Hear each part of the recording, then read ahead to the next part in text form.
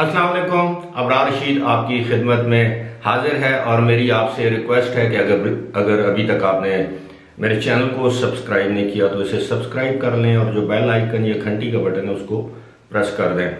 बहुत बहुत शुक्रिया। यूएई ने ऐलान किया है कि अब तक यूएई में 75 लाख से जायद अफराद के कोरोना वायरस के टेस्ट किए जा चुके हैं।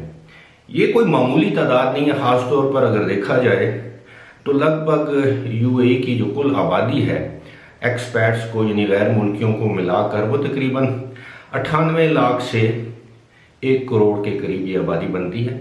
और अगर इसमें से हम 5 या 6 लाख अफराद निकाल लें जो कोविड-19 की वजह से अपने अपने मुल्कों में चले गए, और ये भी ऐन मुमकिन है कि उनके भी टेस्ट किए गए हों। बाहर अगर हम ये भी अंदाज़ा करें कि 1 करोड़ की आबादी में से 75 लाख टेस्ट किए गए हैं तो ये बहुत बड़ी तादाद है। यानी 75% आबादी के टेस्ट करना और इतनी कलील मुद्दत में ये कोई मामूली बात नहीं है। लेकिन इसी के साथ साथ यूएई की हेल्थ अथॉरिटीज़ बार बार ये वार्निंग भी दे रही हैं कि लोगों ने अब एहतियात करना छोड़ दी है, जिसकी वजह से वबा एक मरतबा फिर सर उठा रही है। और गुज़श्ता 24 घंटों के दौरान भी यूएई में कुल 644 मज़ीद कोरोना वायरस के केसेस सामने आए, जबकि जो रिकवरीज हुई हैं उनकी तादाद 400 से ज़ायद बताई जाती है।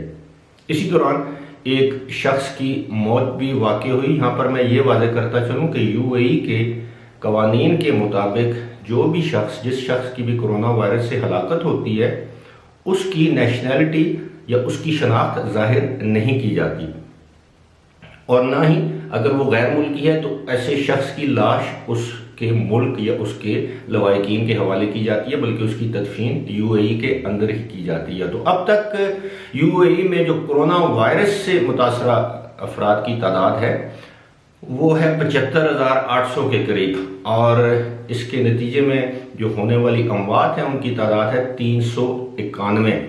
जबकि अच्छी बात यह है कि 60,000 से ज़ायद अफराद जो है वो कोरोना वायरस से सेहतियाब होकर मुकम्मल तौर पर सेहतियाब होकर अपने घरों में चले गए, जबकि 8 से 9,000 की तादाद में अफराद ऐसे हैं जो अब भी अस्पतालों में ज़ेरे इलाज हैं। गुज़श्ता रोज़ यूएई में जो वहाँ की हेल्थ मिनिस्ट्री है उनके एक तर्जुमान ने हफ्तावार ब्रीफिंग के दौरान इस बात का इंकिशाफ किया कि सिर्फ एक शख्स की बेएहतियाती के बायस 45 अफराद को कोरोना वायरस लाहक हुआ, और उनमें से एक शख्स या जो खातून थी, उम्र रसीदा खातून थी, वो इसकी वजह से मौत के मुंह में भी चली गई। यानी एक शख्स की वजह से 45 अफराद को इन्फेक्शन हुआ क्योंकि वो किसी गैदरिंग में गया या उसने अपने घर कोई इस तरह की तकरीब मुनक्किद की जिसमें बाकी लोग भी आए थे। 45 के 45 लोगों को कोविड-19 हो गया, और उनमें से एक उम्र रसीदा खातून जो कि इस शख्स की वायरस फैलाने वाले शख्स की करीबी अजीज थी, वो इससे वफात पा गई। अब इस वक्त यूएई अथॉरिटीज़ के पास 2 रास्ते हैं। एक रास्ता तो ये है कि दोबारा मुख्तलिफ इलाकों को जिन इलाकों की निशानदेही की जाए उनको लॉकडाउन कर दिया जाए। दूसरा रास्ता ये है कि जो डिसइंफेक्शन की और जो टेस्टिंग की जो कैंपेन है उसको तेज़ से तेज़ तर किया जाए, ताकि पता चल सके कि किन लोगों में वबा की अलामात हैं, किन लोगों में वबा पाई जाती है, ताकि इस पर मुअस्सर तौर पर काबू पाया जा सके। और यही वजह है कि अब अबू धाबी के बाद अब यूएई के मुख्तलिफ मकामात पर जो पीसीआर कोरोना वायरस का जो टेस्ट होता था, जो नाक में के ज़रिए मवाद लेकर उसका टेस्ट किया जाता था, पहले इस टेस्ट की कीमत तकरीबन 360 दिरहम थी। अब लगभग इसकी कीमत मुकर्रर की गई है वो 200 दिरहम है। और याद रहे कि उम्र रसीदा पुरानी बीमारी वाले अशखास और जो यूएई के जो नेशनल्स हैं उनके लिए ये टेस्ट फ्री है, जबकि रेजिडेंट्स के लिए और दीगर अफराद जो नौजवान हैं या मुख्तलिफ महकमों में काम करते हैं उनसे इस टेस्ट की रकम वसूल की जाती है। जबकि एयरपोर्ट पर आने वाले मुसाफिरों और रेजिडेंट्स के लिए ये टेस्ट की सहूलत फ्री है।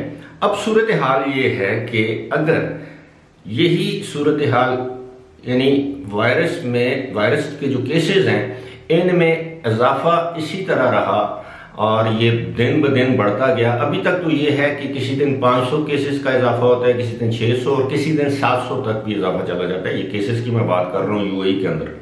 लेकिन मैं आपको एक खबरदार कर रहा हूँ, वार्निंग दे रहा हूँ, एक इम्कान, एक खदशे का इजहार कर रहा हूँ और अपनी मालूमात की बुनियाद पर। वो ये है कि जिस दिन केसेस की तादाद मुसलसल 4 से 5 दिन तक 800 से तजावज़ कर गई, उसी दिन यूएई और ख़ास तौर पर दुबई के मुख्तलिफ इलाकों में रात के कर्फ्यू या लॉकडाउन का ऐलान किया जा सकता है। अल्लाह करे वो दिन ना आए, लेकिन फ़िलहाल इसी के साथ मुझे दीजिए इजाज़त। खुदा हाफिज़।